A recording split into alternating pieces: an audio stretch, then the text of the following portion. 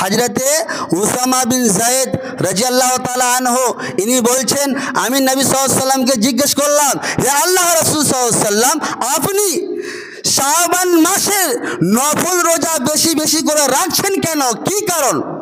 তখন নবী সাল্লাল্লাহু আলাইহি ওয়াসাল্লাম বললেন, হে উসামা বিন যায়েদ, শুনো, যাকা শাহরুন তাগফালুন নাস ফীহি আনহু বাইনা রজব ও রমাদান। শুনো, শাবান মাস এটা এমন একটা মাস যেই মাসটা রজব এবং রমজান মাসের মধ্যবর্তী মাস। এই মাসে মানুষেরা বেশি গাফলাতিতে থাকে, মানুষেরা বেশি টালবাহানার মধ্যে থাকে, সুস্থ ভাব দেখায়।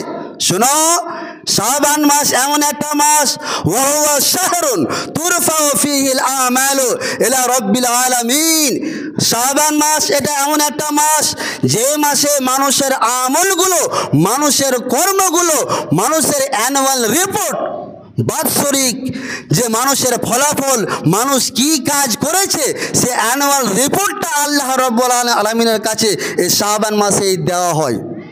আপনি 11 মাস কি করেছেন, কি কাজ করেছেন, কি কর্ম করেছেন, অ্যানুয়াল রিপোর্ট আপনার দেওয়া হয় শাবান মাসে। তো নবীজি বললেন, ওয়া হুয়া শাহরুন তুরফাউ ফীহিল আমালু ইলা রাব্বিল আলামিন।